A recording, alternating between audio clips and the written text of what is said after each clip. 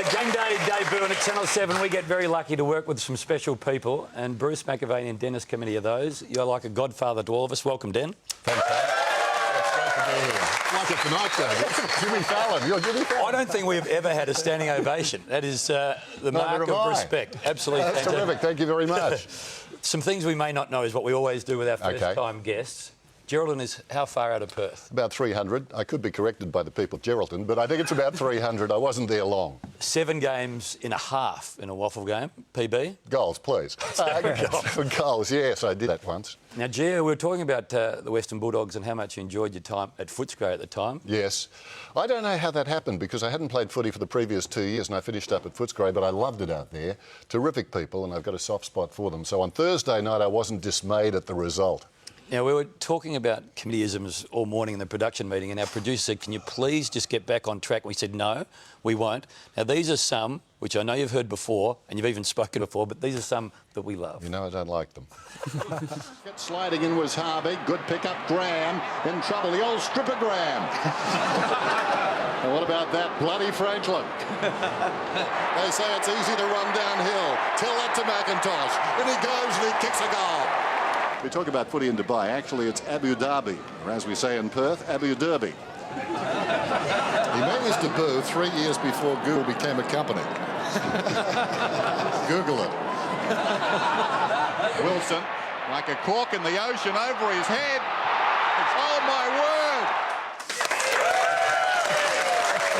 I was speaking to... There's what, 30 years work in there for 6. Well, there's been books written, and there's plenty of them. We were only allowed to put a few in. But is there a line that you probably don't get as much credit for that you like the most? Now, everyone just yell, when we're in the airport, people yell out to you, like a cork in the ocean, or centimetre. What do you respond with? There's no response. They drive past, wind the window down, centimetre perfect. You hope your wife is with you. There's a great relationship that you have on Friday nights with Bruce. You got put together in this last iteration of broadcast rights. Did you think it would become such a partnership? I knew it would because we were familiar with each other, but it's been a great thing. I don't think we've had a harsh word. See that? Gentle.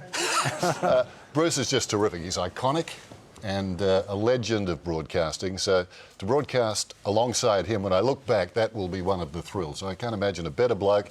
We're like an old married couple now. We finish each other's sentences, but that's good. And no, I'll miss him. I'll miss him. I'll miss everybody that I work with, and that's the biggest buzz I will miss. This is the Shaver Shop Transform Yourself. Naturally, Dennis, you are the subject. There's been some different collars, different hairstyles. Ooh. Player, coach, commentator, cricket, football. The constant was the nose, wasn't it? The constant. Look at that. It goes sideways. They say, did you break your nose? Oh, you say, some other bloke did.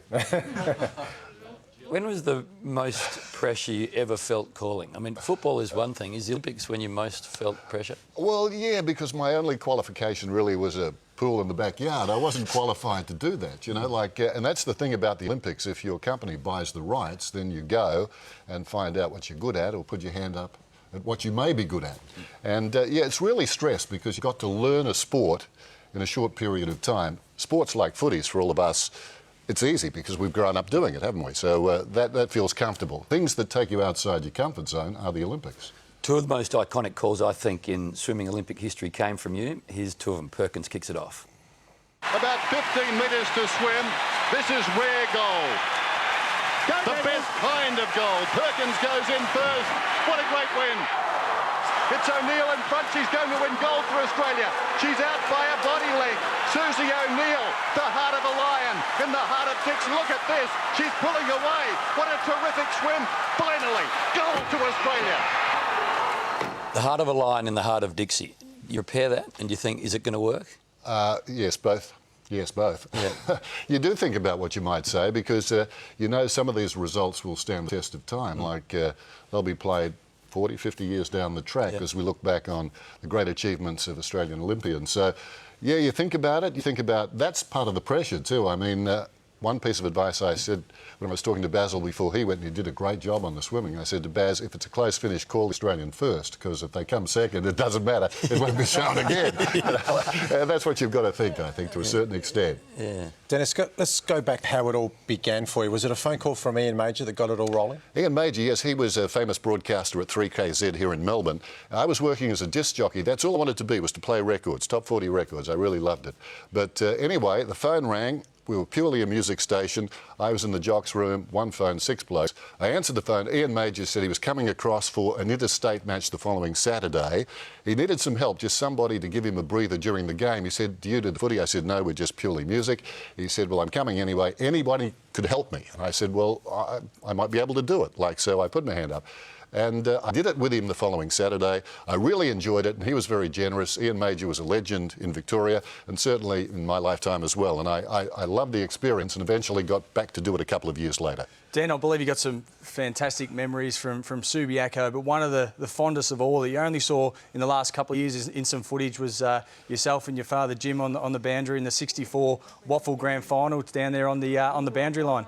Well, I knew it was there somewhere. That's Dad and I was 15 at the time. That's '64, yes. And I remember the incident. You know how on those grand final marathons they have leading up to the grand final of the day, they have the old ones, but it was always the last quarter. I knew that incident because the guy almost kicked the other guy's head off, a fellow called Fred Lewis, who was a terrific player and was destined to come to North Melbourne at one stage, did his knee, would have been a great player over here. He was the guy who was trying to soccer the ball off the ground, and it stuck in my mind. And then one night the whole game was on, so it was a given. I'd find it, and I did. We were sort of just looking over the fence there. So it's a terrific memory because he died not long after. Great to have you on. You're staying with us for another break. We're going to see your son wrestling in a moment. Dennis's wrestling son on the other side of the break. And quick hands with Dennis.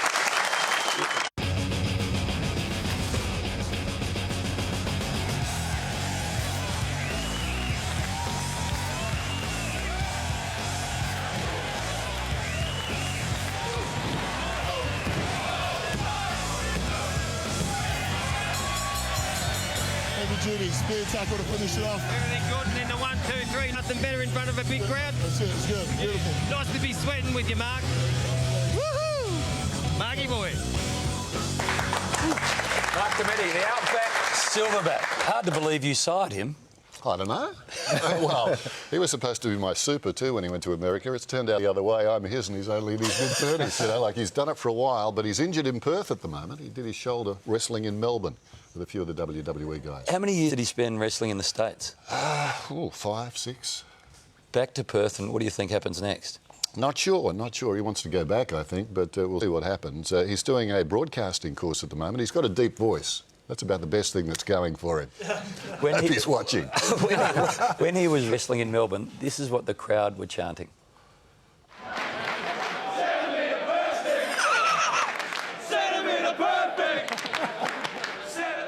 They followed it up with "Your dad's a legend." Did they really? Well, there's a lot of the crowd there wondering what the heck they're saying. Did you notice that? There's about 6 blokes working their backsides off. Well, she take us to the Crows in North Melbourne. Last night it became the Eddie Betts show. Terrific mark, great goals, Lynch kicked 4.